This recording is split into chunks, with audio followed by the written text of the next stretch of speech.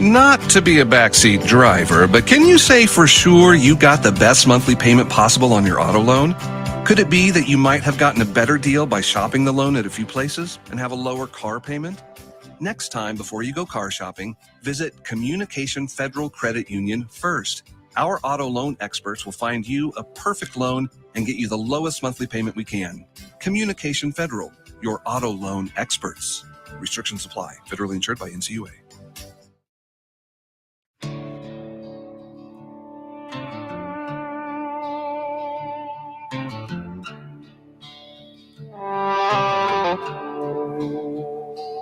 They keep saying we must want a civil war.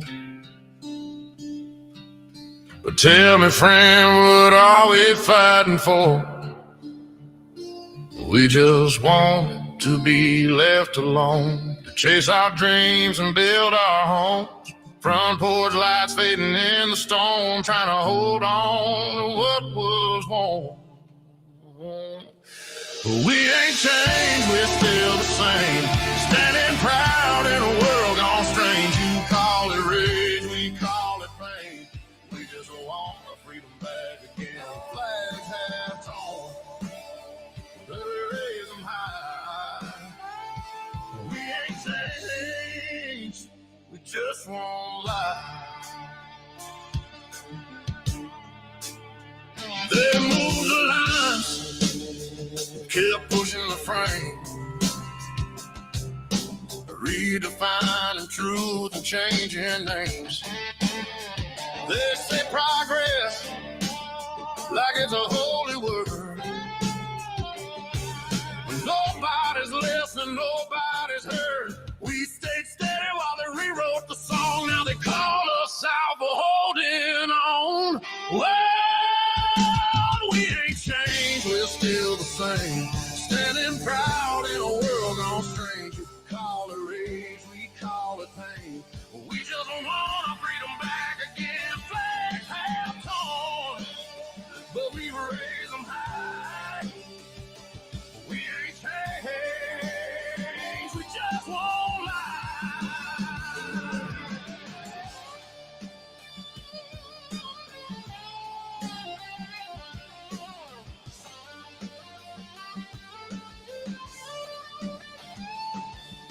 Every time you push, something breaks. Every rule you bend, another heart aches. But there's still faith under all that noise. Still fire burning in a million quiet boys. We ain't changed, no, we're still the same, standing proud in a world gone strange. You call it rage, we call it pain. We just want our freedom back again. Flags have torn, but we raise them high. We ain't changed, we won't die inside.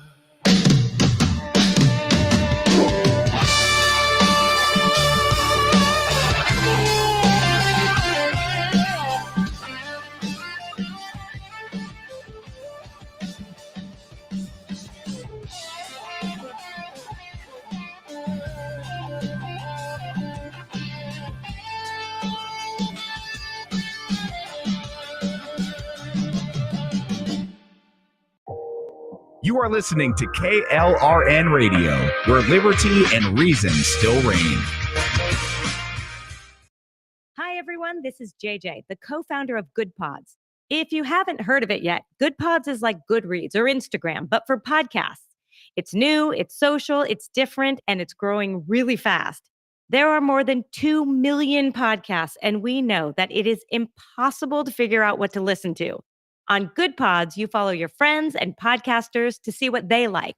That is the #1 way to discover new shows and episodes. You can find Good Pods on the web or download the app. Happy listening. KLRN Radio has advertising rates available. We have rates to fit almost any budget. Contact us at advertising@klrnradio.com.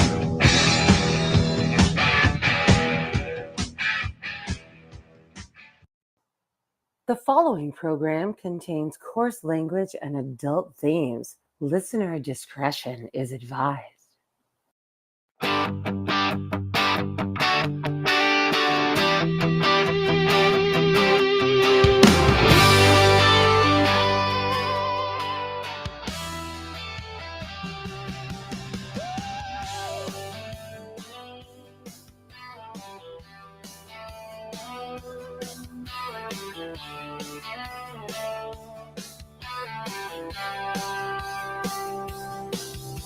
From red dirt roads to the Capitol steps, Rick's calling truth, no time for regrets. Fire in his voice, facts in his hand, talking sense to the heart of this land.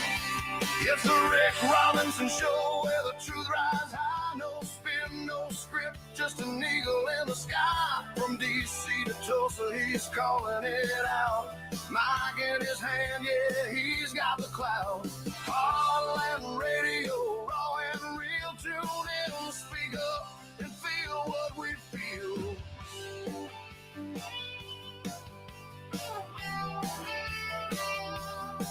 He's breaking down the noise, cutting through the lies, shining light where the shadow hides. With guests in the mix and callers on cue, he's a voice for the many, not the few. Well, grab your coffee, raise that flag, stand your ground, never wave that rag. News with a backbone, voice of the free. Rick's got the pulse of liberty. It's the Rick Robinson Show, bold, unafraid. Truth bombs drop in a red state parade. From the plains to the power, he's speaking it loud. With a mic and a mission that makes us proud. Talk for the Uh-oh. Guess what day it is? Guess what day it is? Huh? Anybody? It is Wednesday, my dudes.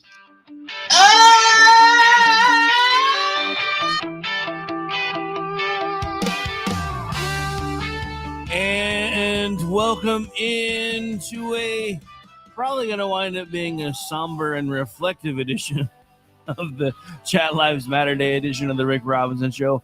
Cause holy schnolies. Dude, okay, so after the shutdown went on for as long as it did, I'm not going to lie, I figured Virginia was going to revolt. Because let's face it, under Obama, a lot of DCites moved into Northern Virginia, and it's packed densely, blah, blah, blah, yada, yada, yada. But I really, before we get too far into anything else, I am so tired of listening to folks on the right blame Sliwa for New York City electing a communist. Look, I'm going to say the same thing that I said to a fellow Salem contributor. Since when is it the Republicans' responsibility to bail out the Democrats from making a dumb decision? Now, look, I don't like most of what happened last night. I didn't expect most of what happened last night to have happened, especially in the way that it did. But here we are. The problem was, and I started getting mad at people, dude. Like, there were people that I listen to, that I respect, that I talk with all the time, that were like, get ready, it's going to suck. And I'm like, there's no way. They just murdered a guy 7 weeks ago. You're telling me that they're going to start turning the country back over to these psychos? The AG candidate in Virginia wanted people dead. And was playing a weird, macabre version of three people. You know, that whole text game that everybody, I'm not going to say the words, but you guys know the one I'm talking about, where it's like Mary, murder, blah, blah, blah. So this dude was like, yeah, 3 people, 2 bullets. This guy gets both of them. And Virginia just elected him as their next attorney general. Now, before we do anything else, and I may actually play this twice today, just to make sure that everybody coming into the show gets to see it. So sadly, today's going to be a little bit different than it normally is, because I'm going to use today as a teaching moment.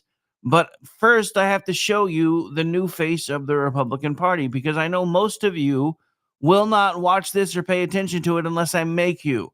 And it's time to see where New York City's headed.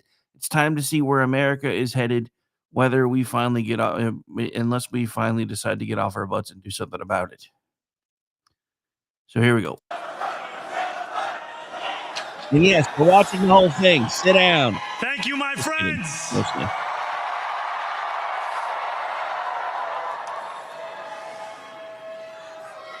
The sun may have set over our city this evening, but as Eugene Debs once said, I can see the dawn of a better day for humanity. For as long as we can remember, the working people of New York have been told by the wealthy and the well-connected that power does not belong in their hands. fingers bruised from lifting boxes on the warehouse floor, palms calloused from delivery bike handlebars, knuckles scarred with kitchen burns. These are not hands that have been allowed to hold power. And yet, over the last 12 months, you have dared to reach for something greater. Tonight, against all odds, we have grasped it. The future is in our hands. My friends, we have toppled a political dynasty.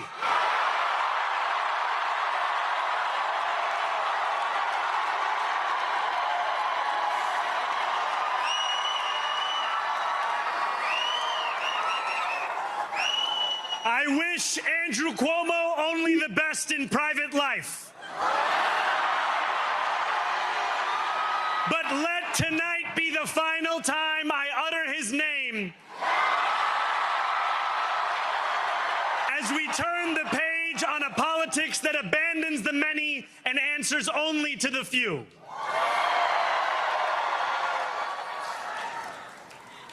New York, tonight you have delivered a mandate for change,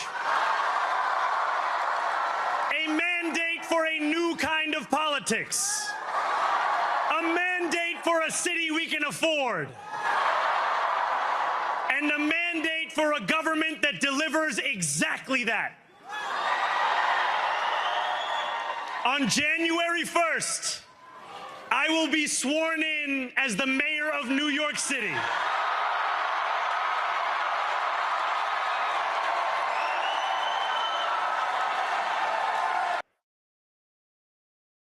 All right, so I'm going to stop there for just a second because something just occurred to me.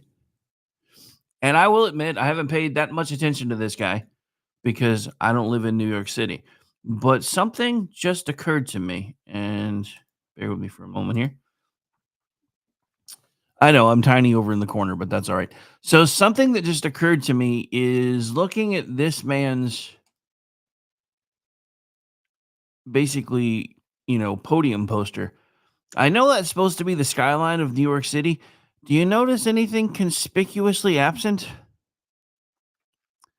Because I just noticed it. Anyway, back to this. And that is because of you. So before I say anything else, I must say this. Thank you. Thank you to the next generation of New Yorkers who refused to accept that the promise of a better future was a relic of the past. You showed that when politics speaks to you without condescension, we can usher in a new era of leadership. We will fight for you because we are you. Or as we say on Steinway, ana minkum wa ilaykum.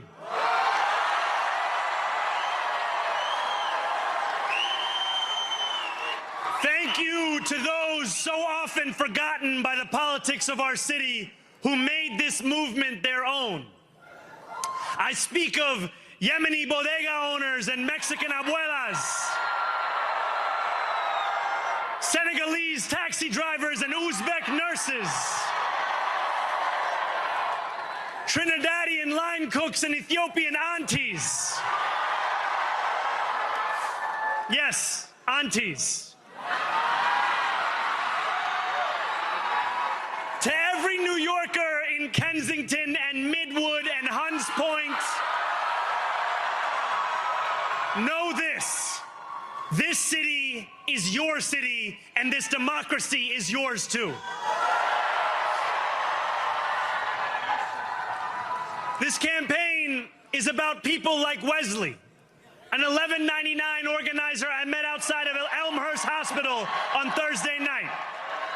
A New Yorker who lives elsewhere, who commutes 2 hours each way from Pennsylvania because rent is too expensive in this city. It's about people like the woman I met on the BX 33 years ago, who said to me, I used to love New York, but now it's just where I live. And it's about people like Richard, the taxi driver I went on a 15-day hunger strike with outside of City Hall, who still has to drive his cab 7 days a week. My brother, we are in City Hall now.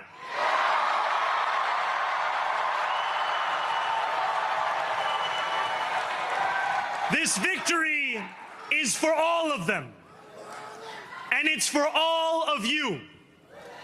The more than 100,000 volunteers who built this campaign into an unstoppable force. Because of you, we will make this city one that working people can love and live in again. With every door knocked, every petition signature earned, and every hard-earned conversation, you eroded the cynicism that has come to define our politics. Now, I know that I have asked for much from you over this last year. Time and again, you have answered my calls. But I have one final request. New York City, breathe this moment in. We have held our breath for longer than we know. We have held it in anticipation of defeat.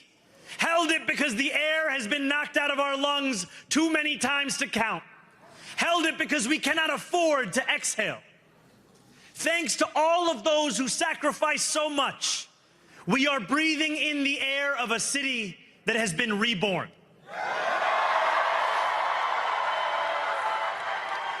To my campaign team, who believed when no one else did, and who took an electoral project and turned it into so much more, I will never be able to express the depth of my gratitude. You can sleep now.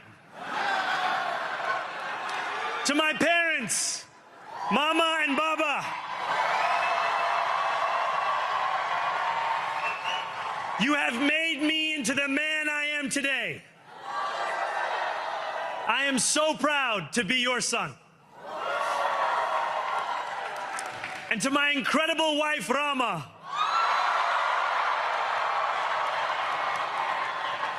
Hayati, there is no one I would rather have by my side in this moment and in every moment.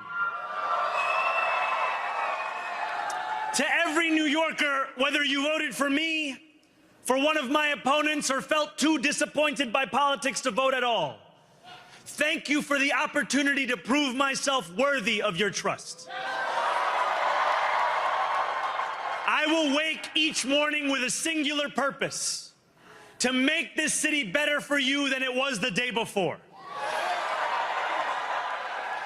There are many who thought this day would never come, who feared that we would be condemned only to a future of less, with every election consigning us simply to more of the same. And there are others who see politics today as too cruel for the flame of hope to still burn. New York, we have answered those fears. Tonight we have spoken in a clear voice. Hope is alive. Hope is a decision that tens of thousands of New Yorkers made day after day, volunteer shift after volunteer shift, despite attack ad after attack ad. More than 1 million of us stood in our churches, in gymnasiums, in community centers, as we filled in the ledger of democracy. And while we cast our ballots alone, we chose hope together. Hope over tyranny. Hope over big money and small ideas. Hope over despair. We won because New Yorkers allowed themselves to hope that the impossible could be made possible. And we won because we insisted that no longer would politics be something that is done to us. Now it is something that we do.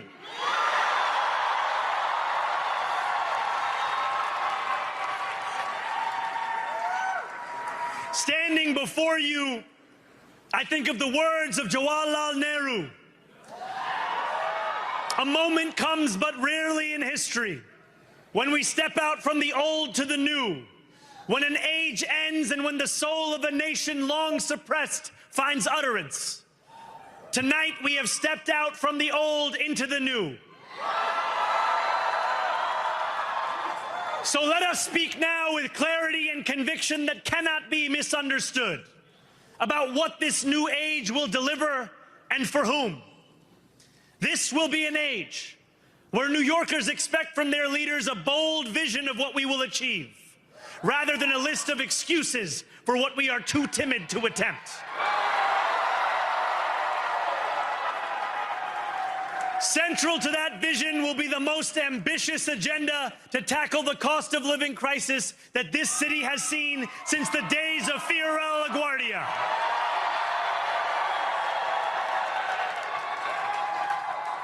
An agenda that will freeze the rents for more than 2 million rent-stabilized tenants. Make buses fast and free. And deliver universal child care across our city. Years from now, may our only regret be that this day took so long to come. This new age will be one of relentless improvement. We will hire thousands more teachers. We will cut waste from a bloated bureaucracy. We will work tirelessly to make lights shine again in the hallways of NYCHA developments where they have long flickered. Safety and justice will go hand in hand as we work with police officers to reduce crime and create a department of community safety that tackles the mental health crisis and homelessness crises head on. Excellence will become the expectation across government, not the exception. In this new age we make for ourselves, we will refuse to allow those who traffic in division and hate to pit us against one another. In this moment of political darkness, New York will be the light. Here, we believe in standing up for those we love. Whether you are an immigrant, a member of the trans community, one of the many black women that Donald Trump has fired from a federal job, a single mom still waiting for the cost of groceries to go down, or anyone else with their back against the wall, your struggle is ours too.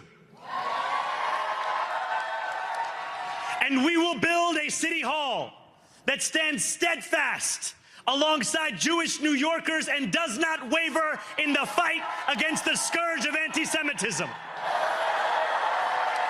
Where the more than 1 million Muslims know that they belong. Not just in the 5 boroughs of this city, but in the halls of power.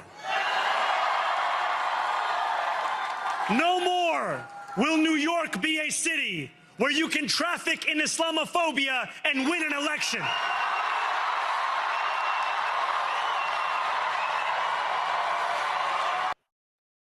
Gonna say it again. Phobia means irrational fear.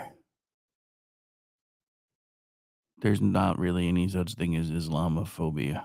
Just pointing that out. Because the fear is quite rational. This new age will be defined by a competence and a compassion that have too long been placed at odds with one another. We will prove that there is no problem too large for government to solve and no concern too small for it to care about. For years, those in City Hall have only helped those who can help them. But on January 1st, we will usher in a city government that helps everyone. Now, I know that many have heard our message only through the prism of misinformation. Tens of millions of dollars have been spent to redefine reality and to convince our neighbors that this new age is something that should frighten them. As has so often occurred, the billionaire class has sought to convince those making $30 an hour that their enemies are those earning $20 an hour. They want the people to fight amongst ourselves so that we remain distracted from the work of remaking a long broken system. We refuse to let them dictate the rules of the game anymore. Dude, you have a silver spoon stuck in your bunghole and you want to talk about a long broken system. Brother, you're on the other side of this mess. I can't with these people anymore.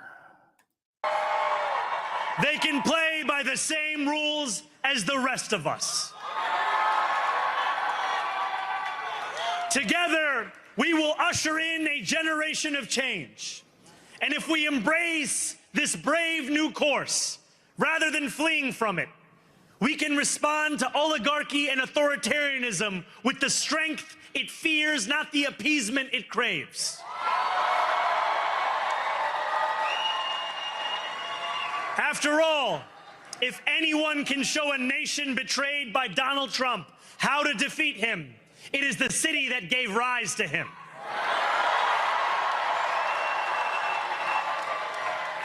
And if there is any way to terrify a despot, it is by dismantling the very conditions that allowed him to accumulate power. This is not only how we stop Trump, it's how we stop the next one. So, Donald Trump, since I know you're watching, I have 4 words for you. Turn the volume up.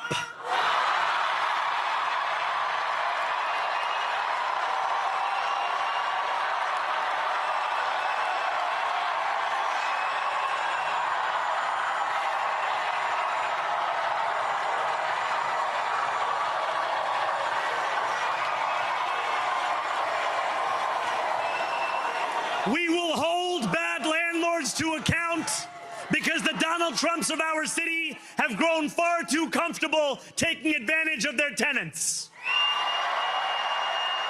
We will put an end to the culture of corruption that has allowed billionaires like Trump to evade taxation and exploit tax breaks. We will stand alongside unions and expand labor protections because we know, just as Donald Trump does, that when working people have ironclad rights, the bosses who seek to extort them become very small indeed.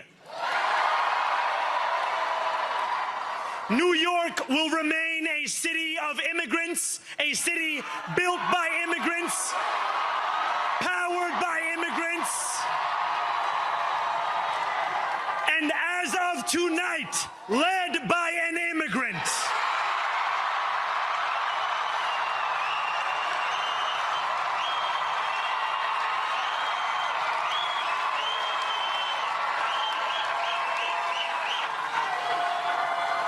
So hear me, President Trump, when I say this. To get to any of us, you will have to get through all of us.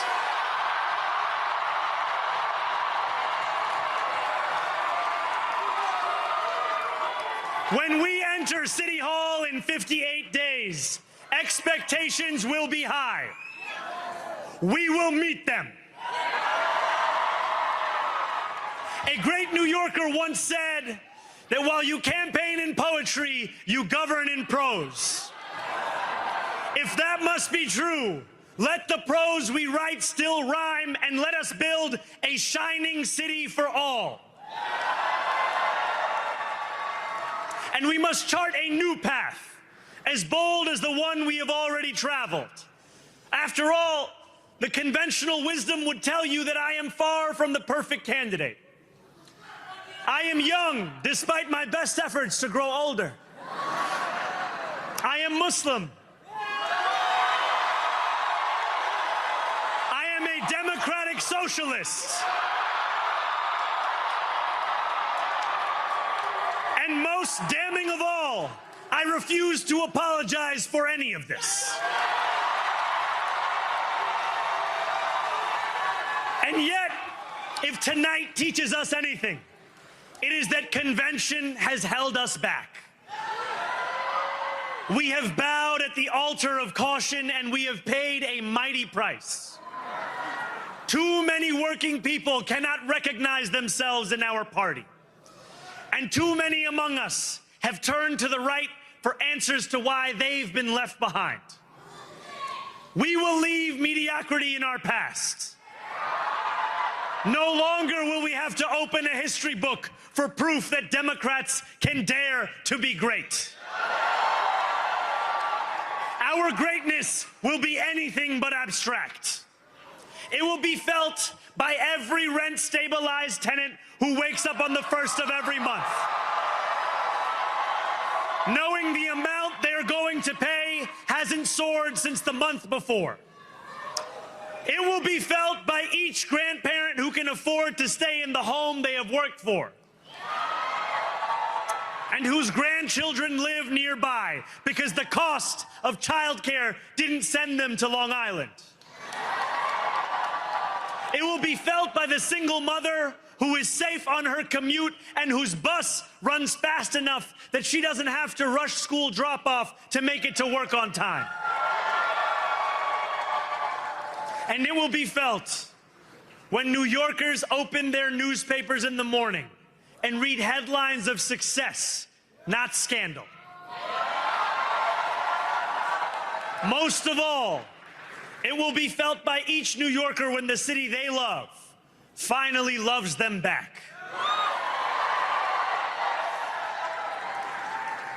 Together, New York, we're going to freeze the... Together, New York, we're going to make buses fast and... Together, New York, we're going to deliver universal... Let the words we've spoken together, the dreams we've dreamt together, become the agenda we deliver together.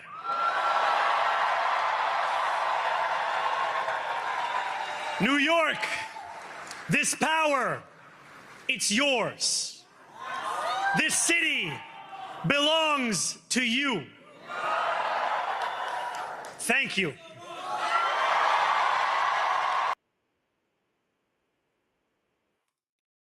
The question becomes, how long until all of those dreams that he was just talking about, all of the things that they have dreamed together, how long do you think it's going to be until they realize they've actually been having a shared nightmare?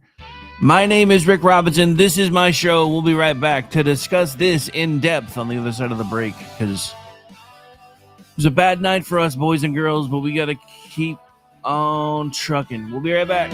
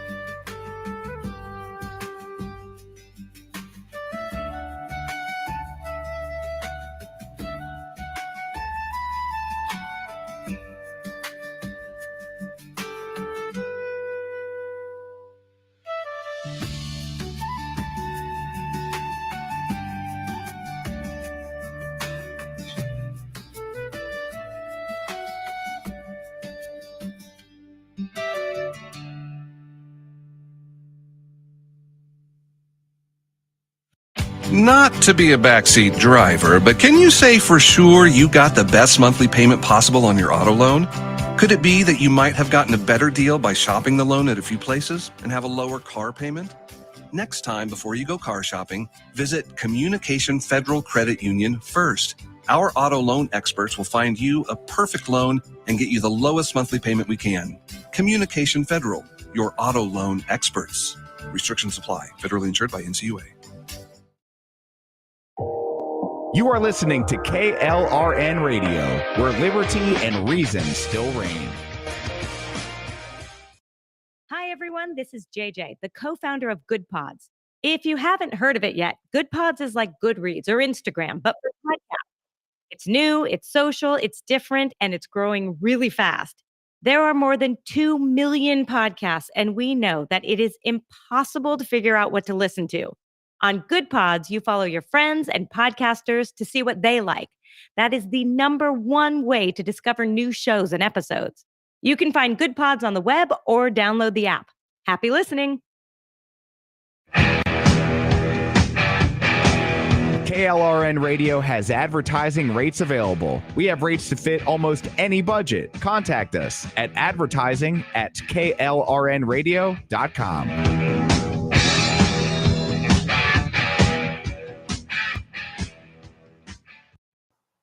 The following program contains coarse language and adult themes. Listener discretion is advised.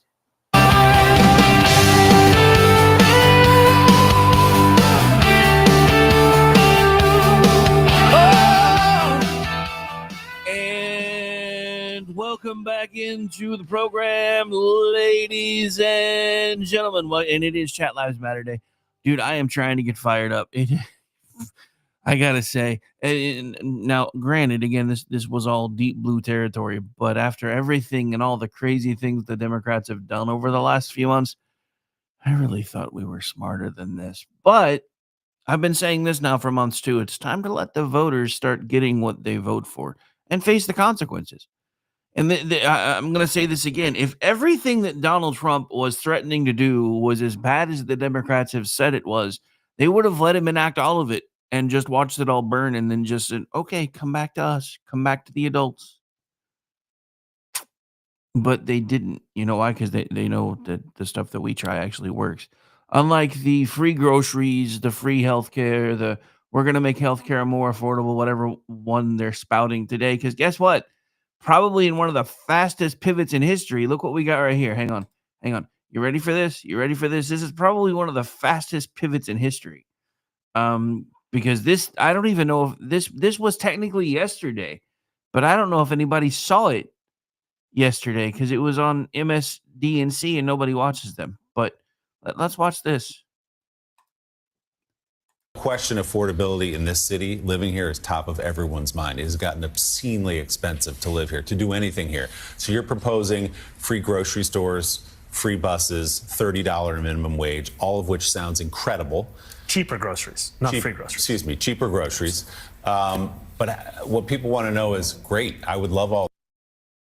What I thought, I'm confused. Because wasn't he promising a bunch of free stuff? Notice how one of the first things, we're going to make groceries cheaper again. That's what they said about healthcare. That's what the government told us about healthcare at the federal level. Now, again, we're talking about a city level. I don't know how this person plans on paying for any of this, but here he is already starting. I mean, hadn't even been elected yet at the time this interview was recorded, and he already did a very large, very visible pivot away from one of his,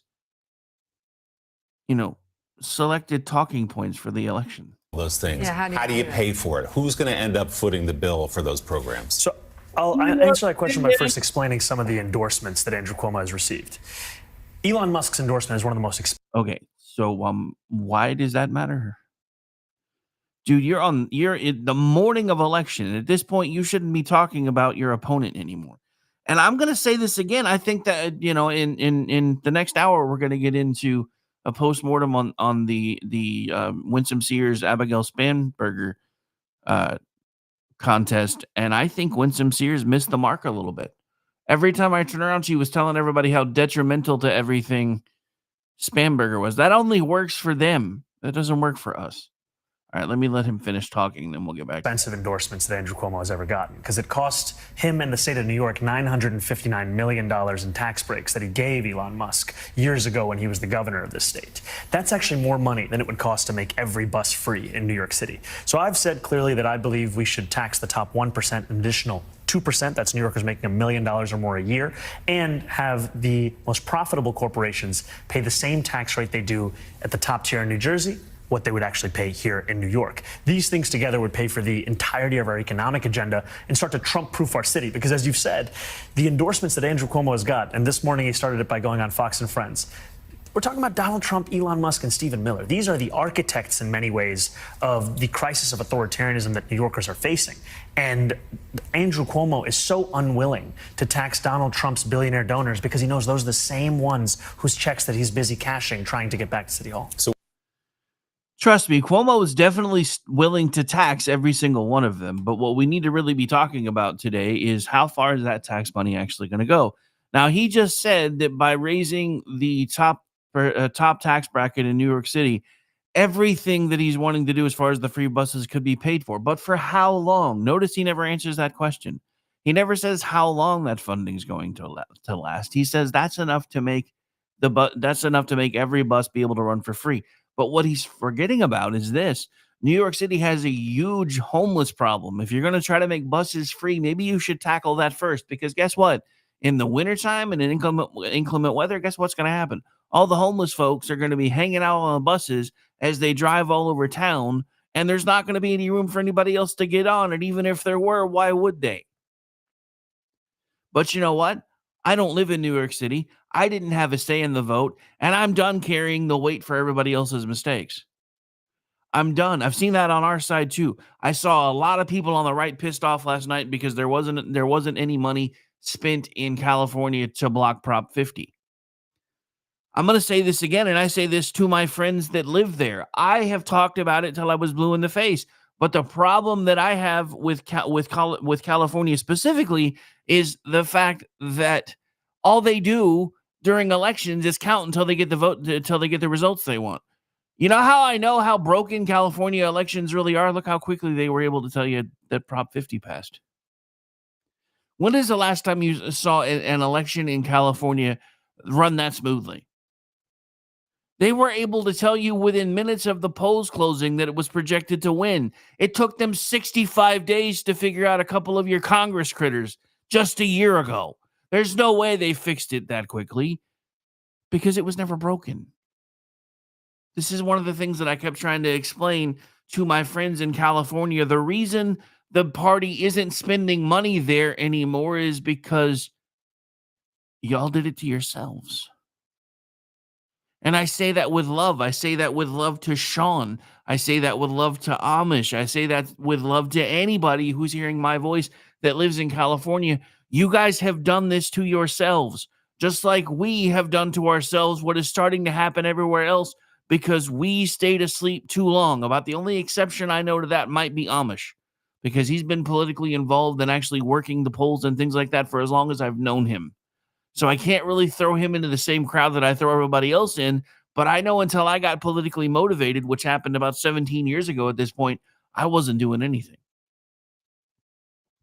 And then the problem that we have is we keep saying, okay, this will be the point that wakes everyone else up.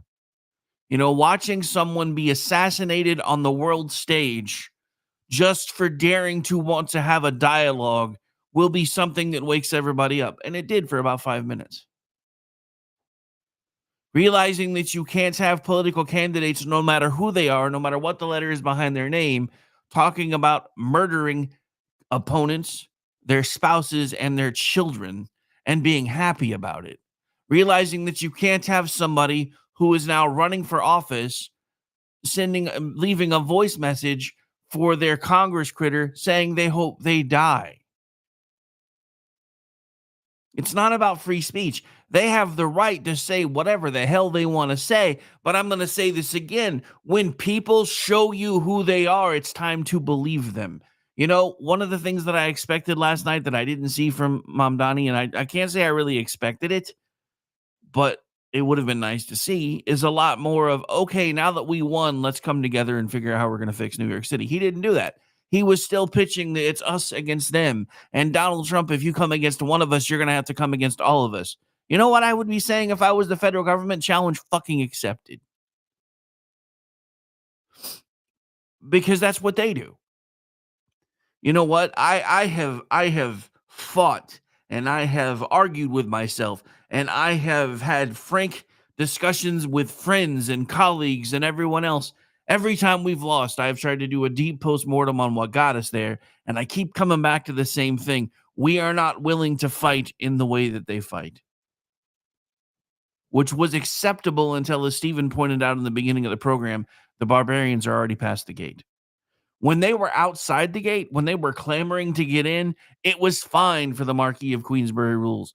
Oh, we'll get them next time. Guess what? There may not be a next time at this point.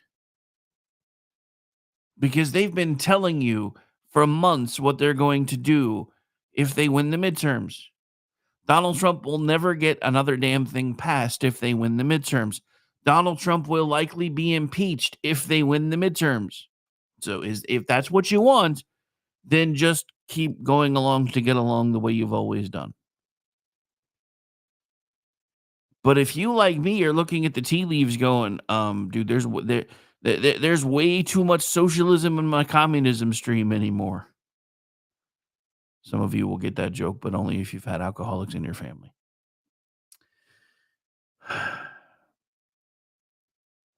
But yeah, he's already starting to pivot. And the scariest thing about this man, and I didn't even notice it until last night.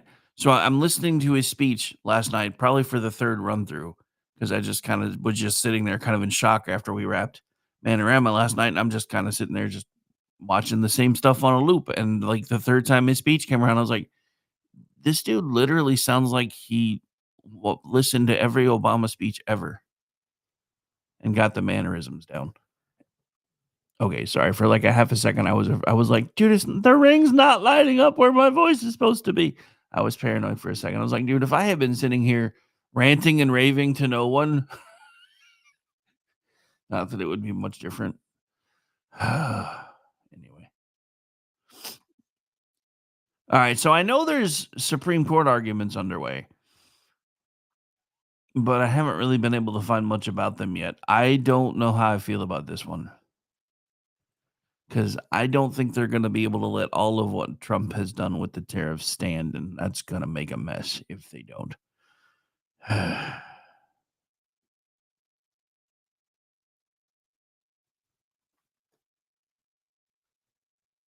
All right. So since we are coming up to the end of hour one, it looks like there may be a bit of a funny here. I guess Ron DeSantis weighed in on X. So I'm going to read Zoran's post first. When New York Governor Cuomo refuses to tax the rich, he's refusing to let workers enjoy the wealth they created. When he says low taxes foster a business-friendly environment, he means an environment where it's easy for bosses to steal from workers. Taxation isn't theft, capitalism is. Geiger Capital, taxation isn't theft, capitalism is. Zoran Mondami majored in African studies. Now, that was Geiger Capital's quote tweet. I'm sorry, quote post, because they changed the name again. Sorry, I still call it Twitter most of the time. It's probably why Elon Musk doesn't like me. Then Ron DeSantis quoted that one. Mondami is going to be Realtor of the Year in way more places than Palm Beach if he wins.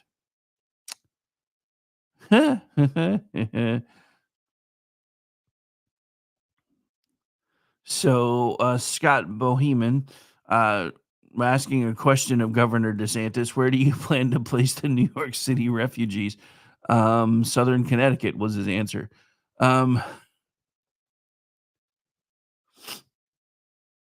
So into the article a bit, this is a conversation complaint that red state conservatives have a lot, that people from blue cities and states will head south when it gets too expensive, stifling to live where they currently are, yet many of them will bring with them the exact same ideological belief system that led to their cities and states becoming unlivable. which then makes previously sane areas in red states start to get expensive, more woke, etc. If you don't know what we're talking about, just go see what's happening in Texas. Because that's the other thing that scares me, folks. There is a huge Muslim enclave in Texas, and I understand there's not much we can do about it because, pretty much anybody's allowed to own property in this country. And I realize if we start the slippery slope of, well, we don't really want those type of people owning property, then we're going to start running into other issues. So I'm not saying that we go back to what the left would call Jim Crow 3.0 now, but I am saying that I think we have a problem that we need to figure out how to come to terms with, because there is, especially in New York, there is no Democratic Party anymore. They're happy-go-lucky Democratic Socialist, and the Democratic Socialism is spreading. Believe me, AOC is basically a member of the DSA. Believe me, Bernie Sanders is basically a member of the DSA. If you don't believe that New York City has gotten all on board, normally after an election, how they chant, USA, USA, USA. Everybody thought that's what they were saying. But if you go back and watch the tape, they're not. You know what they're chanting? DSA, DSA, DSA. We're in trouble, ladies and gentlemen. Now, I know with the uptick of, Charlie Kirk's organization signing charters with almost all the schools, some are being blocked by lawsuits, etc. I know we were like, oh, look at the youth. I don't want to hear anything else about most of Gen Z trending conservative anymore, because if they were, they damn sure didn't show up last night. Now, I do think Turning Point USA chapters being in every school and every college is a good thing, and it may save us in the future if there's anything less to save or anything left to save. I keep thinking about the conversation attributed to Ben Franklin when he's walking out of the finalization of, I believe it was, I think it was the Constitution, And basically, so there's a conversation that allegedly happened, and someone stops Ben Franklin, and it was a woman, and she asks, so what have you given us today, sir? A republic, madam, if you can keep it. Well, Mr. Franklin, we tried. I'm not sure we've succeeded. The other thing that just makes me want to just scream is September 11, 2001. We will never forget. November 4th, 2025. What was it we were not supposed to forget again? Anyway, we'll be right back. My name is Rick Robinson. This is my show. Hour 1 is in the books. Hour 2 on the other side. So, I know it's a different kind of show today. Be right back.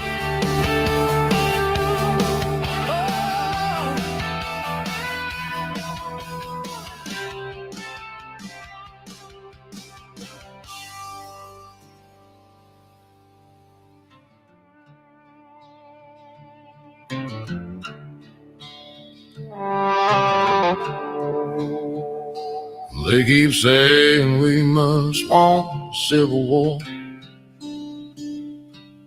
But tell me, friend, what are we fighting for? We just want to be left alone, to chase our dreams and build our homes. Front porch lights fading in the storm, trying to hold on to what was warm. We ain't changed, we're still the same, standing proud in a world gone strange. You call it rage, we call it pain. We just want our freedom back again. Flags have torn, let me raise them high. We ain't changed, we just won't lie. They moved the lines, kept pushing the frame, redefining truth and changing names. They say progress like it's a holy word, but nobody's listening, nobody's heard. We stayed steady while they rewrote the song. Now they call us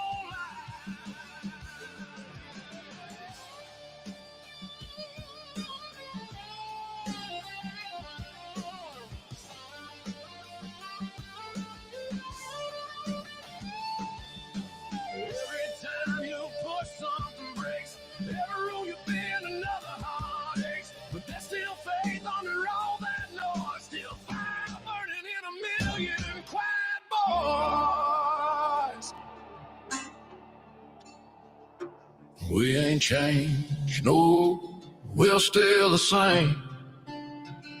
Standing proud in a world gone strange. You call it rage, we call it pain. We just want our freedom back again. Flags have torn, but we raise them high. We ain't changed, we won't die inside.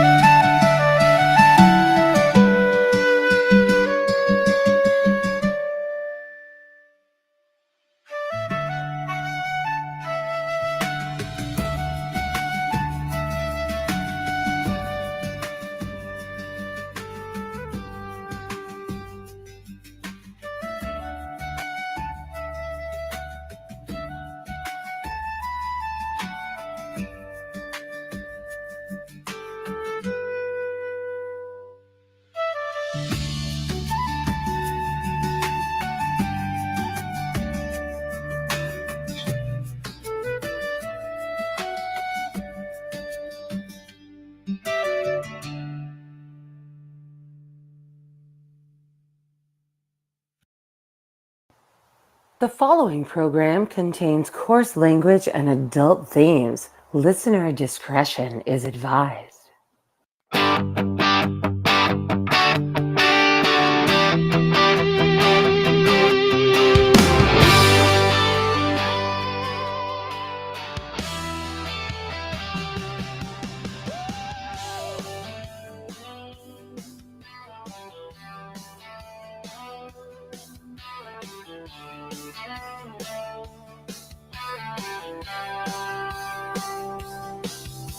From red dirt roads to the Capitol steps, Rick's calling truth, no time for regrets. Fire in his voice, facts in his hand, talking sense to the heart of this land. Uh-oh. Guess what day it is? Guess what day it is? Huh? Anybody? It is Wednesday, my dudes. Otherwise known as Chat Lives Matter Day. I might not be in the mood for it, but it has to continue. Hour 2 coming at you right now. Feel what we feel.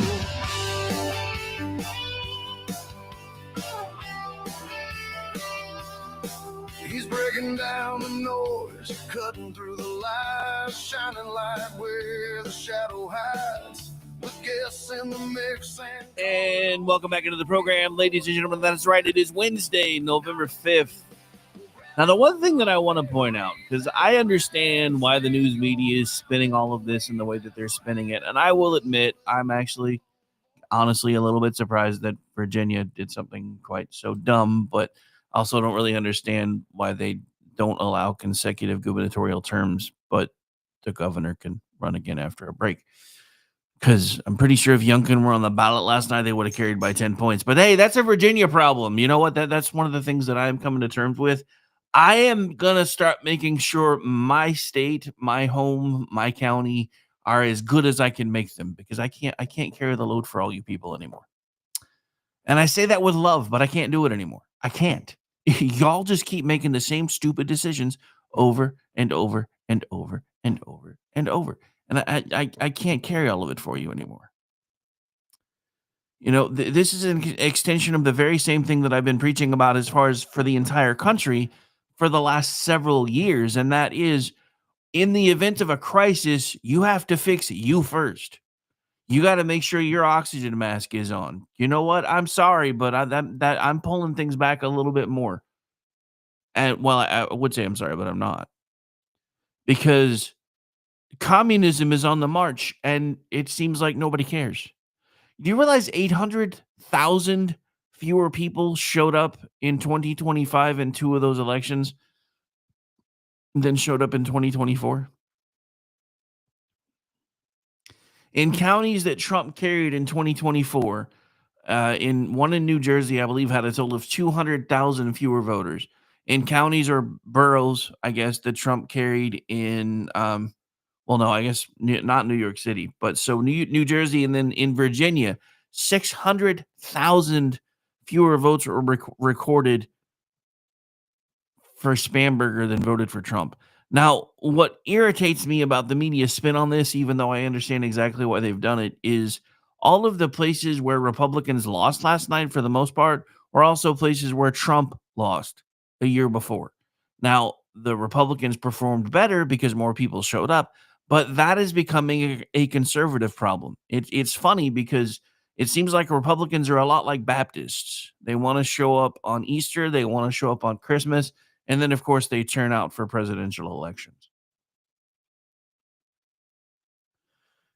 And I don't know how I feel about any of that, because I can't keep trying to fight everywhere all at once. And the problem that I have is the GOP is not doing a very good job of picking their battles. I'm sorry, but they probably really should have focused more on Prop 50, because, and I understand the general consensus is that there's a Supreme Court ruling that's probably going to come out sometime either this week or next week that's going to invalidate that entire thing, but that still is a risk that should have never been taken. Stop. I mean, I get it. It's California, and I get it. The problem with even without Prop 50 is a lot of times they keep counting till they get the results they want in their purplish counties.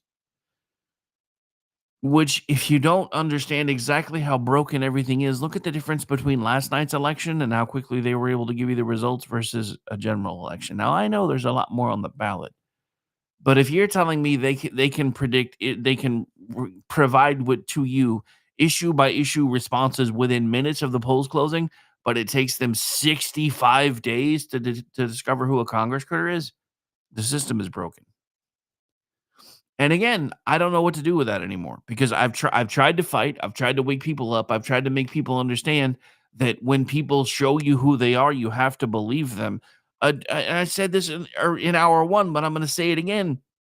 The Attorney General elect for the state of Virginia wished death to his political opponent, death to his political opponent's wife, death to his political opponent's family, and only 44%, I believe. I'm flubbing that last number a little bit because I've barely had any sleep, but only 40 some odd percent thought that was disqualifying.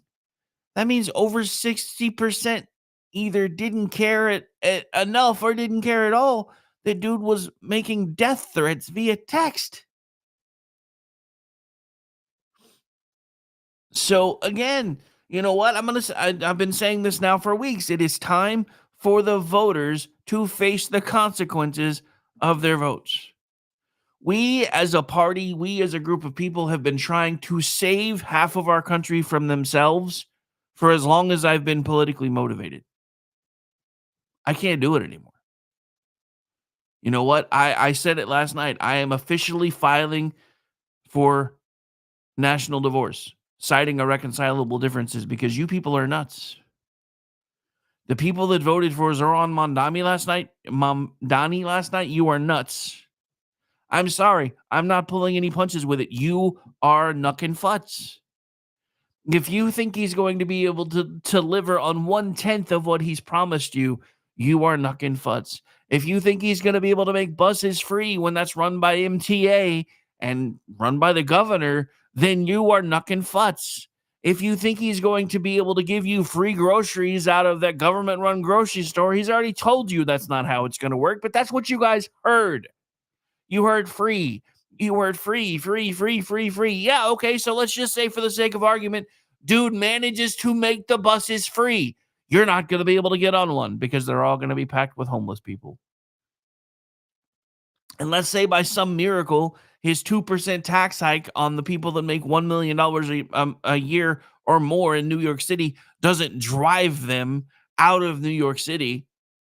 And I'm going to say this and this is even to my conservative friends in New York City. There are different brands of conservatism. If you're going to move and you come into a red state, mind your fucking manners.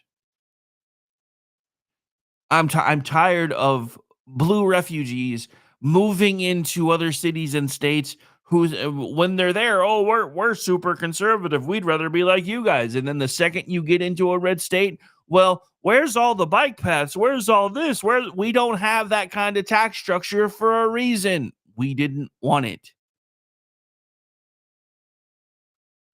Oklahoma City is starting to price people out of being able to live there because of all the gentrification.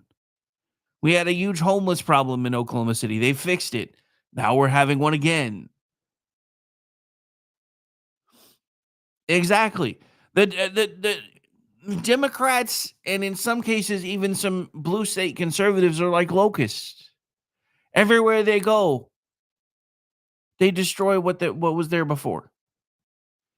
And again, if you think I'm shit talking you, I promise that's not what this is. This is just a frank discussion. Those of you that live in blue states that consider yourself conservatives, you need to start doing some serious soul searching before you start flying elsewhere.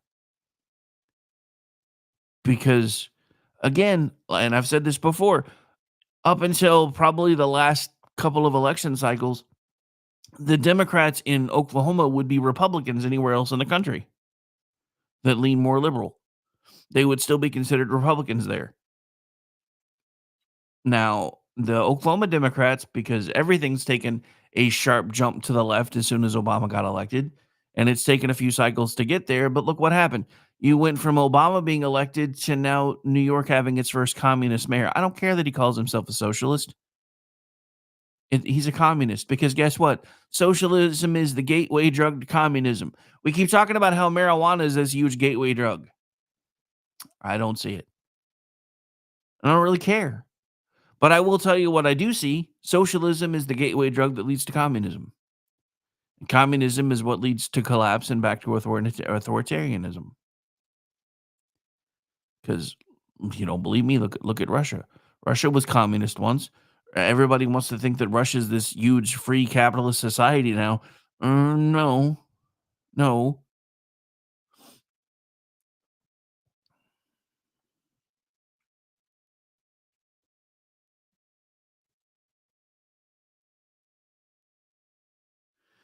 Yeah, so BZ makes a great point in the chat. I'm gonna put that actually earns a spot on the big screen. Every state, guaranteed, every state is a new fighting ground for leftists. If you think your state is somehow exempt or inviolate, you are entirely wrong.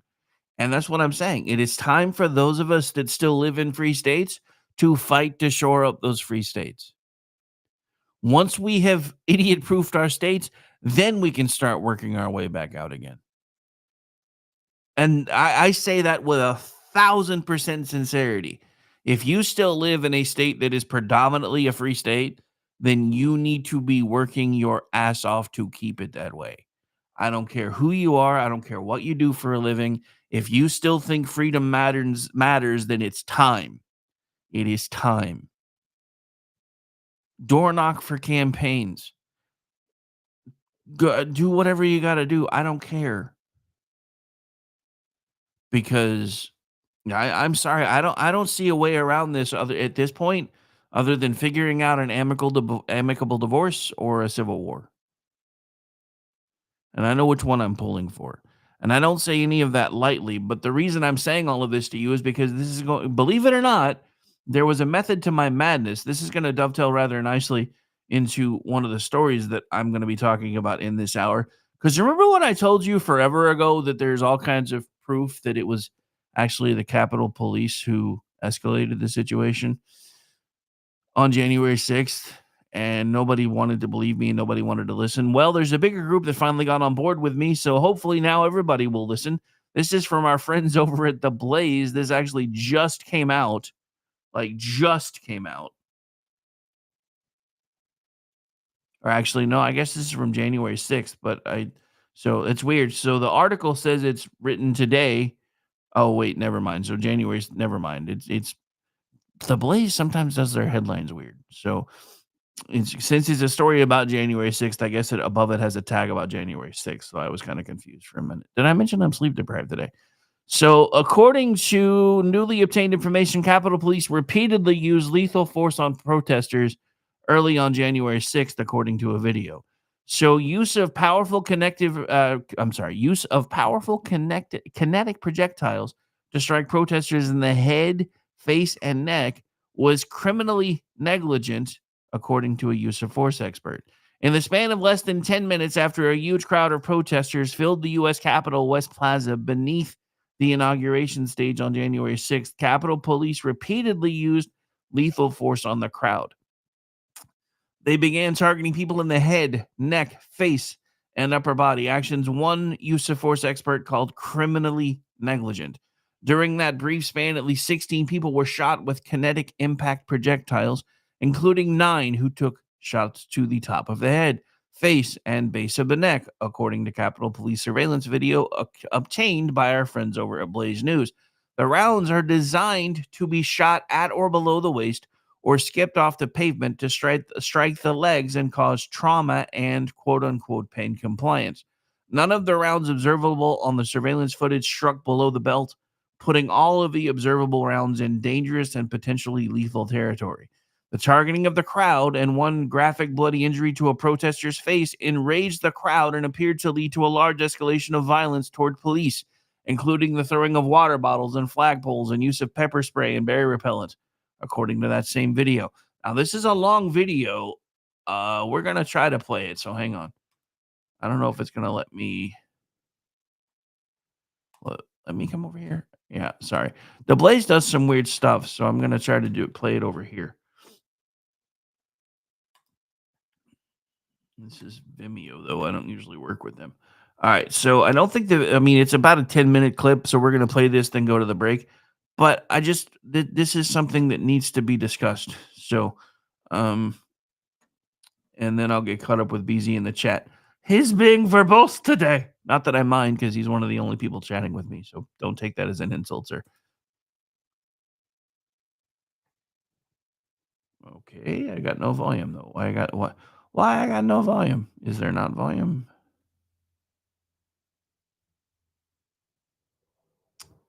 Okay, this isn't a video. This is a still shot so far. This is what happens when you don't pre-screen stuff. Okay, we need everything we got on the west side. We're getting ready to take over the entire stage. Yeah, every available unit that can respond to the west front. Every available unit to respond to the west front to assist.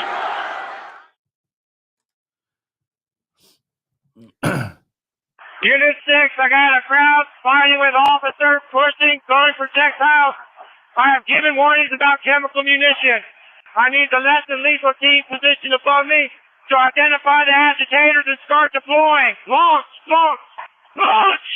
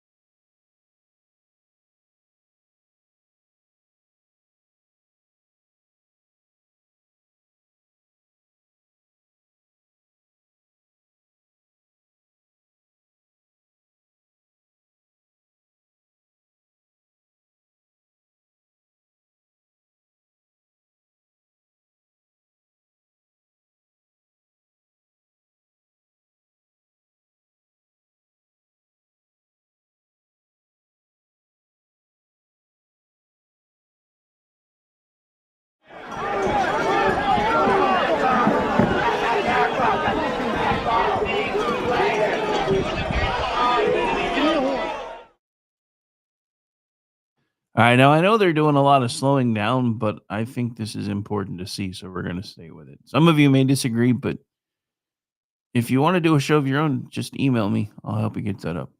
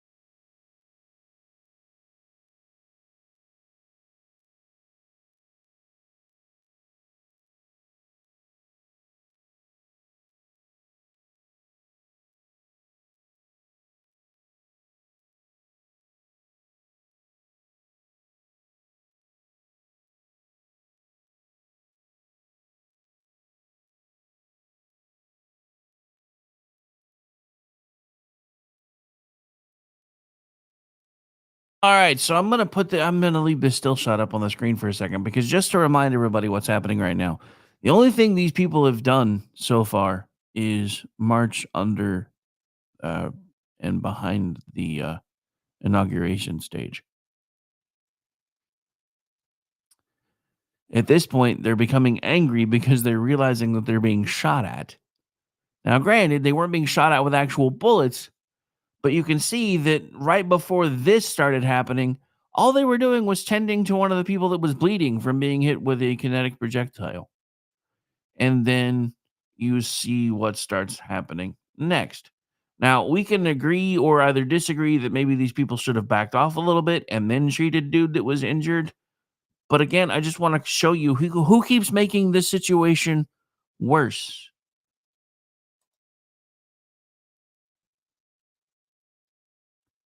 There you have it again.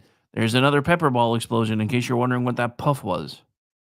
So at this point, these people who are basically doing nothing but trying to tend to somebody who's been injured, you saw them putting everything, the first aid that was being rendered, and now they're being painted and shot with pepper balls. That seems rather compassionate, don't you think? There, see, look, there's another one. So that's now 2, at least that we know of. Potentially 3. Let's see how many more puffs of pepper we see. Units to assist in traffic cuts. 400 as priority.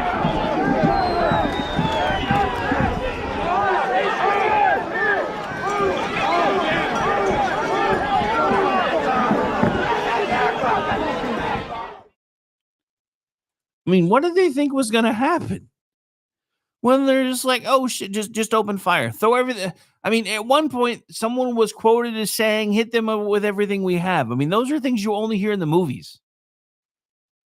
I have never been in a use of force situation where somebody's just like, hit him with everything. Never in my entire life. And I'm 52 years old and I have been in lots of use of force situations. This is why this thing has just infuriated me this entire time. Since I keep stopping to do commentary, I don't know if we're going to play the whole thing or not, but we probably will because it's my show and I can do what the hell I want.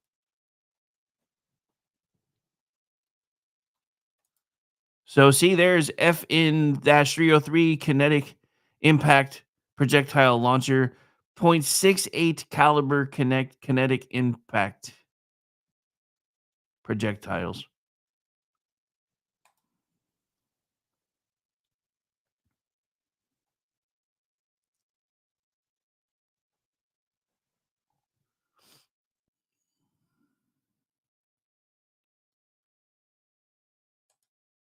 Now, for everybody who wants to, well, at least they weren't shooting them with bullets. Now, granted, this is still better than it would have looked like if dude was shot 4, 5, 6 times with actual bullets, but it was fine because remember, Republicans are terrorists and we're better off dead.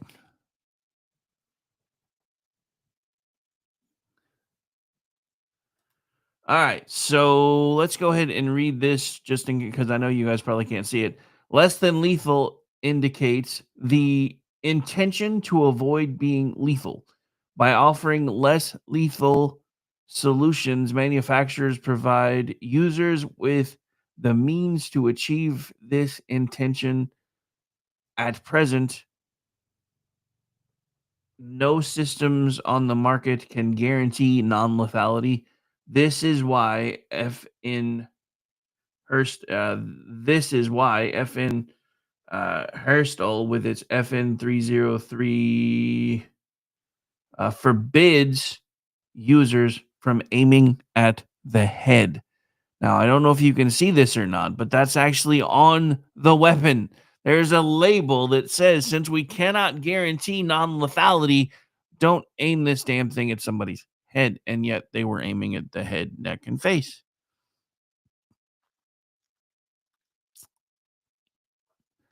Imagine if the shoes were on the other feet. That's all I'm going to say about that.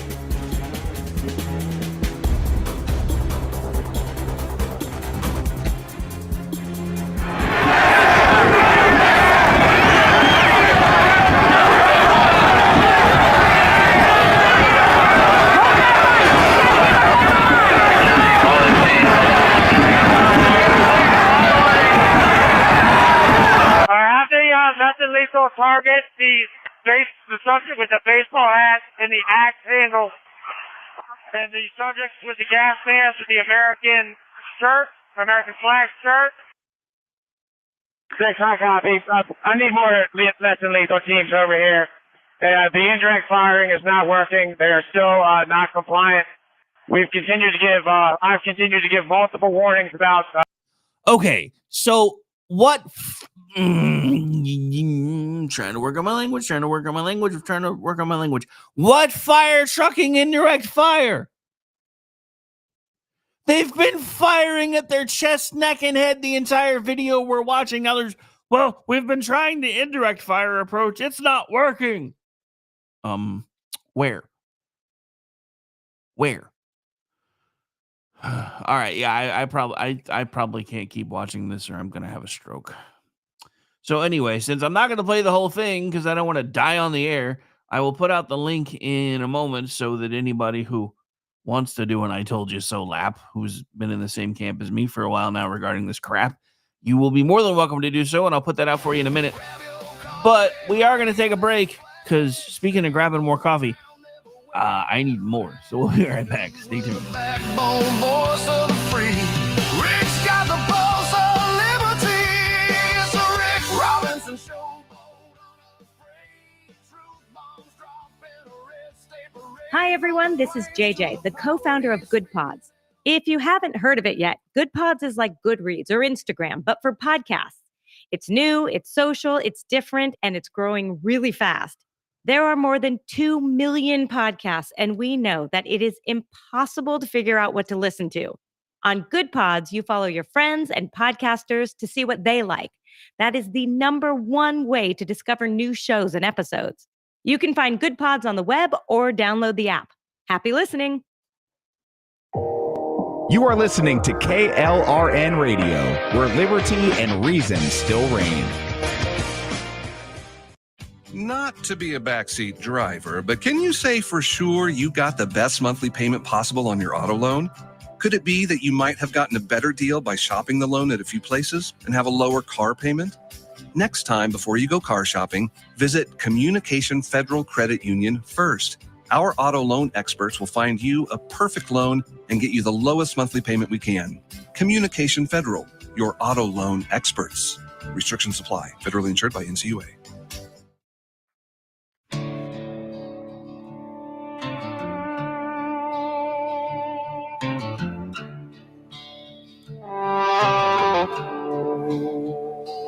They keep saying we must want civil war.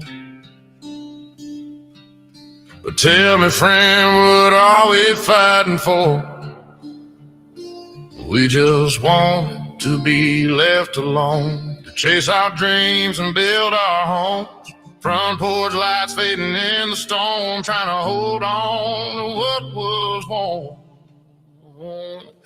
But we ain't changed, we're still the same, standing proud in a world gone strange. You call it rage, we call it pain. We just want our freedom back again. Flags have torn, let me raise them high. We ain't changed, we just won't lie. They moved the lines, kept pushing the frame, redefining truth and changing names. They say progress like it's a holy word, but nobody's listening, nobody's heard. We stayed steady while they rewrote the song. Now they call us out for holding on. Well, we ain't changed, we're still the same, standing proud in a world gone strange. You call it rage, we call it pain. We just want our freedom back again. Flags have torn, but we raise them high. We ain't changed, we just won't lie.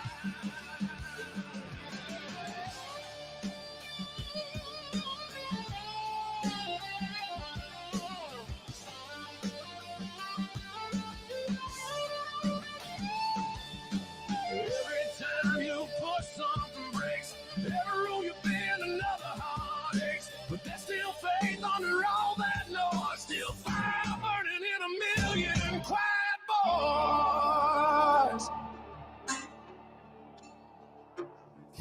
ain't changed. No, we're still the same. Standing proud in a world gone strange. You call it rage, we call it pain. We just want our freedom back again. Flags have torn, but we raise them high. We ain't changed. We won't die inside.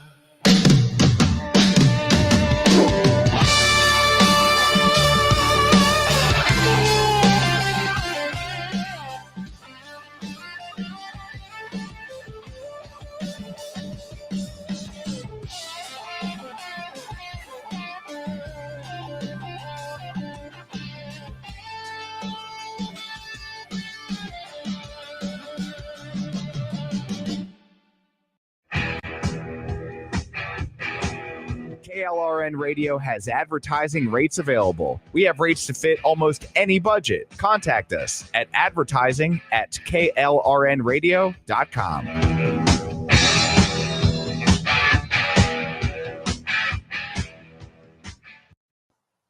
The following program contains coarse language and adult themes. Listener discretion is advised.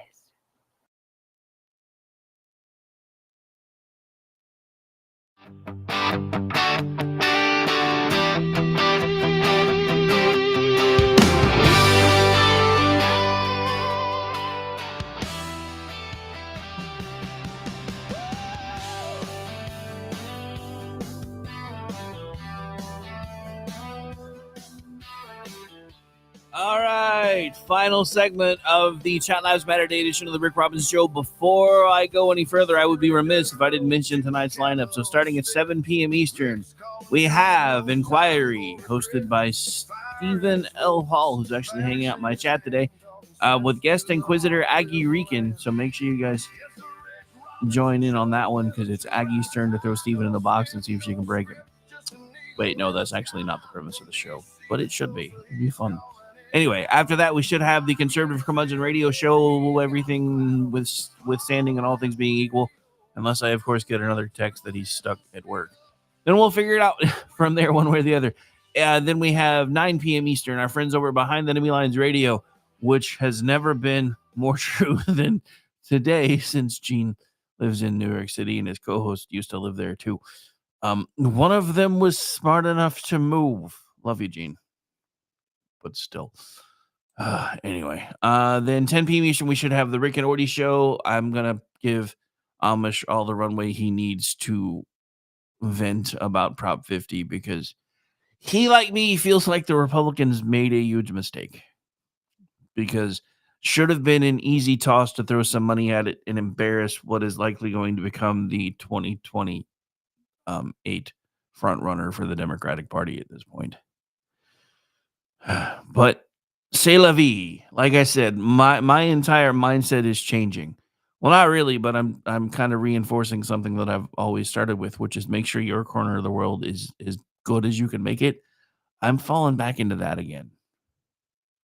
Look, I'm going to leave it to you people that live in particular states to fight for your particular states, because I can't keep fighting in all 50 states. And it's not because I don't love you, and it's not because I don't want to see the best for this country. It's because some of you have lost your minds. But some of the other people that have lost their minds are these same people, including myself, because for a moment, I have to admit, even I got a little caught up in all the, oh my God, everybody loves us. Look at these numbers. And then the elections came, and apparently, yeah, we found out the hard way that blue states are still blue states, and blue cities are still going to be blue cities. And sometimes you just can't fix stupid. You can try, you can fight it. And I even have seen some Republican friends of mine falling into this trap of they've been all night blaming Sliwa for Mondami's victory, but the math wasn't even there. Even with Sliwa being, even if he was out of the race, dude only carried like 7.8%. Cuomo still would have been underwater by at least a point. Now, what should terrify most of New York City is you guys are 62% registered Democrat, and Mondami couldn't even carry just barely over 50. So this should tell you one thing. He's acting like he's got some huge mandate. He barely won, especially in a 62% Democratic city. He barely won. So he should have started moving a little bit back to the center last night, in my opinion, but he didn't.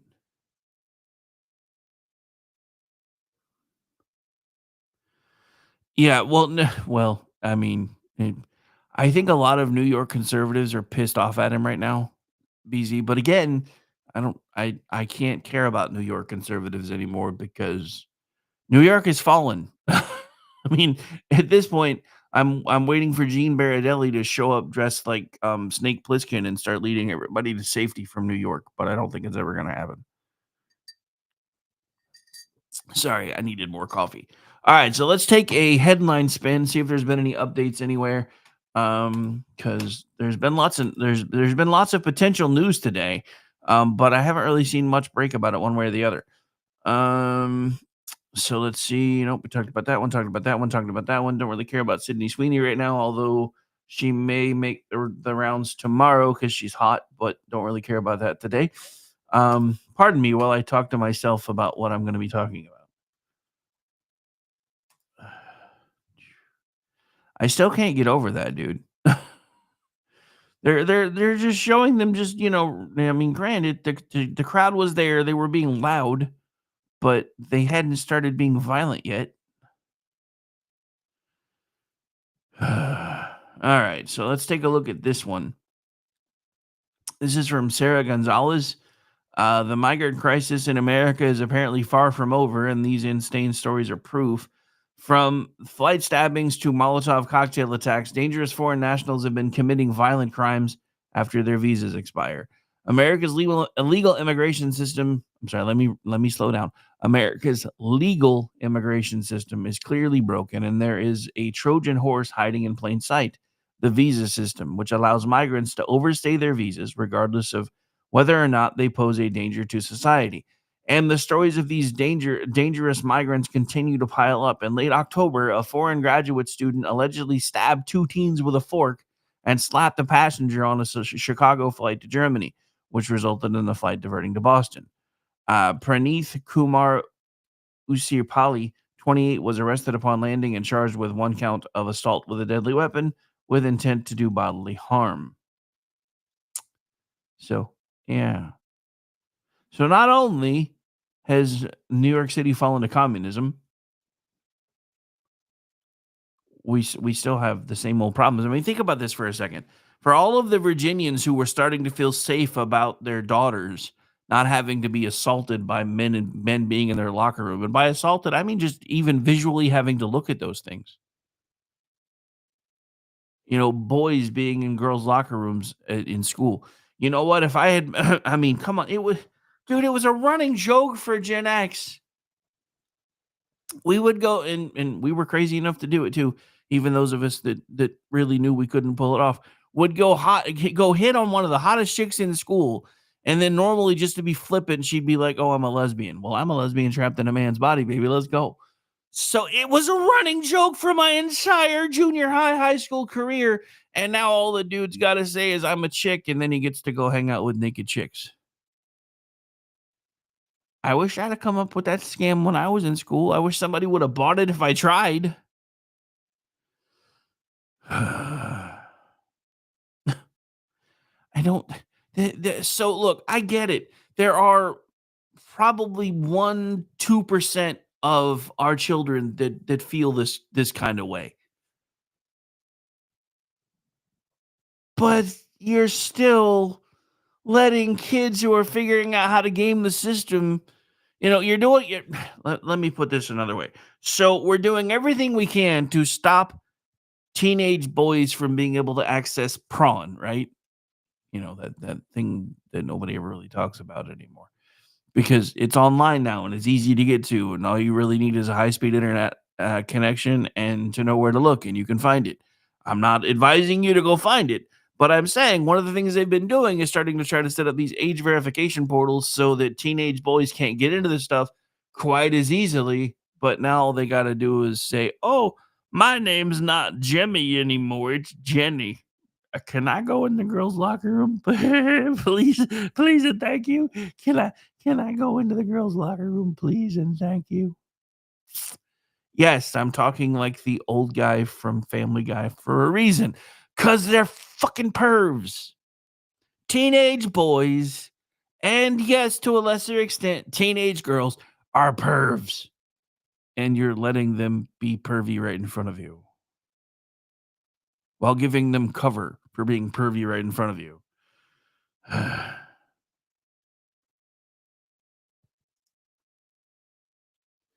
Well, some of us never grow out of the awkwardness, but I appreciate the 95 percentile quote you just gave me. So, yeah, according to Steven in the chat, 95% of teenagers grow out of gender dysphoria, teen angst, and awkwardness. Well, I must be part of that 5% because the awkwardness never left the building. I tried. Sorry, dude. At this point, if I don't find things to laugh about, I'm just gonna. I won't have a voice, and I promised BZ I'd be on a show tomorrow night. So I have to get through today's show and tonight's show with Amish and tomorrow's show without losing my voice, so I don't leave BZ hanging. Anyway, all right. So let's see what other kind of trouble we can get into on the way out. So again, I have to bring this up. Because everybody's noticing it. Almost every headline I'm seeing about Prop 50 is how easily it passes and how they knew minutes after the polls closed. Nobody else finds this odd? That in big election years, it takes California weeks to get results, but in an off year, they can have the results in 5 minutes after polls close. I mean, no, I'm just asking a question. I don't work in elections. I don't know how that works. And I know there's differences with, lots of things being on the ballot. But I'm thinking if you can count up one thing within 5 minutes, maybe start focusing on those things that take forever on election night and, then work backwards to the quick ones. And I know I get it on a general election night, everybody's focused on top of the ticket, but maybe California can stop being the laughing stock of the country when it comes to voting. Because I know somebody that works there for polling, and he talks about how secure it is and how great it is, and then the rest of us are watching it going, then why does it take 65 days to figure out who a Congress critter is? I don't understand.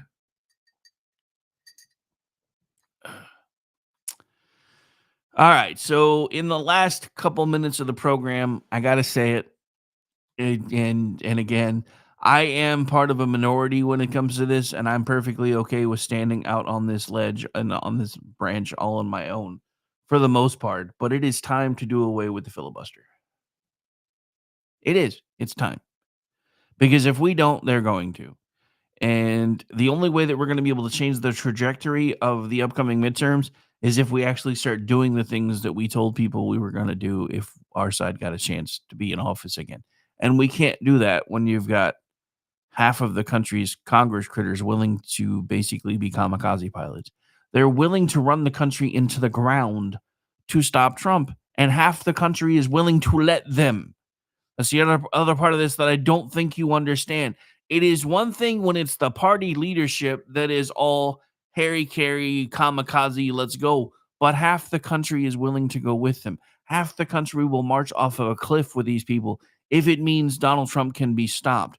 And I would like to remind you that in this climate, with someone who was just assassinated, 7-ish weeks ago, you've got the AG for Virginia that was fine with was actually wishing death upon his political opponent's family and their children.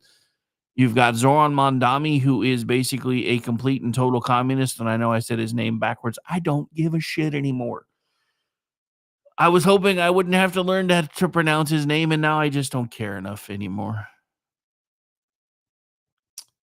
But let's not forget these same people that just chose violence last night, because that's what they did. They chose violence. They may have done it through the ballot box, but they chose violence. They endorsed violence. They endorsed the murder of political opponents. They endorsed the murder of people that want to just sit down and talk. It's tough love time, kids. We can't save them anymore. And since they are intent and hellbound on dragging us down with them, it's time that we save ourselves first. The only way we can do that is to nuke the filibuster. And I know, well, if we do that, they'll just get a chance to use it. If we don't, they're going to do it anyway. They've already told you. So beat them to the punch. Nuke the filibuster. Get all the judges approved. Get everything rammed through that you want to get rammed through. Expand the court, pack the court, whatever it takes. Because this is the last play we have before we either start having to figure out how we're going to do an amicable divorce or if it's going to be a messy divorce. And the last time we had a messy divorce, it was blue versus gray. I don't know if we want another one. But it's not about whether we want one or not. You know, I'm reminded of someone, and unfortunately, because I'm so tired, I can't remember his name at the moment, but I can remember what he said at the time. There was a very prominent member of the South who didn't want to secede and actually made it very vocally clear that he did not want to secede, but he lost the vote. And one of the final things he's remembered as saying before the South went to war with the North, for states' rights, not for what you've been told, by the way, was this: it appears you have chosen to go to hell, and it appears that I'm going with you. Now, I paraphrased it, but it's pretty damn close.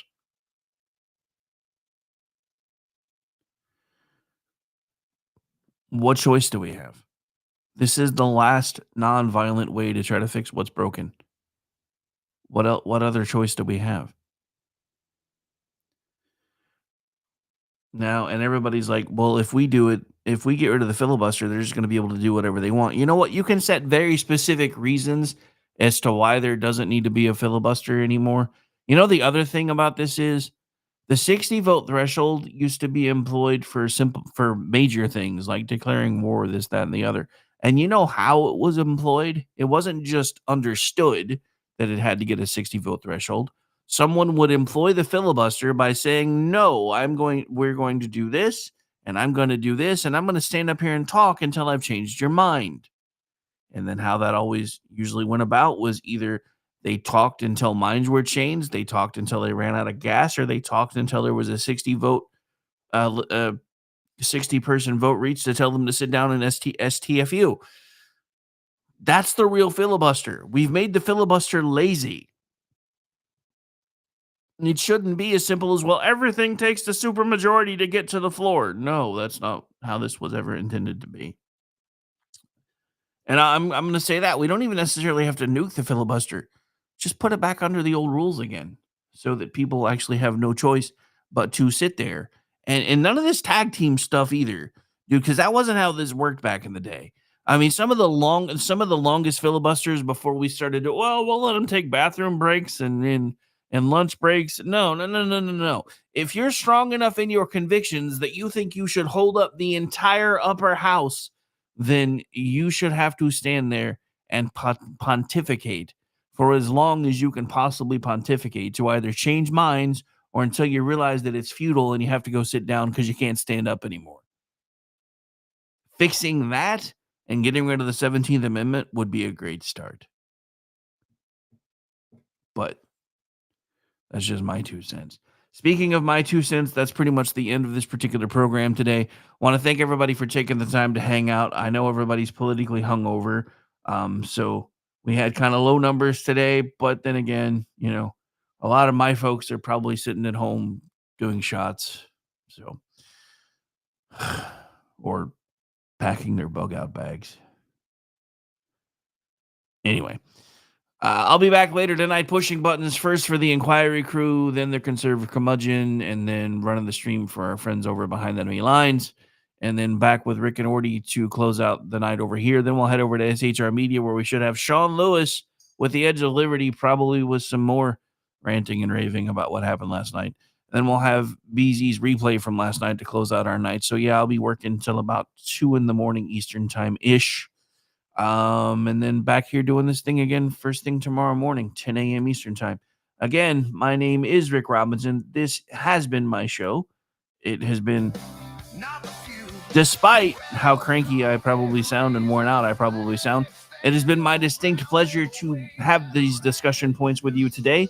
And I will see you later tonight and back tomorrow. Bye, everybody. Robinson Showboat, unafraid. Truth bombs drop in a red state parade. From the plains to the power, he's speaking it loud with a mic and a mission that makes us proud. Talk for the people, talk that's real. The Rick Robinson Show, where we say what we feel.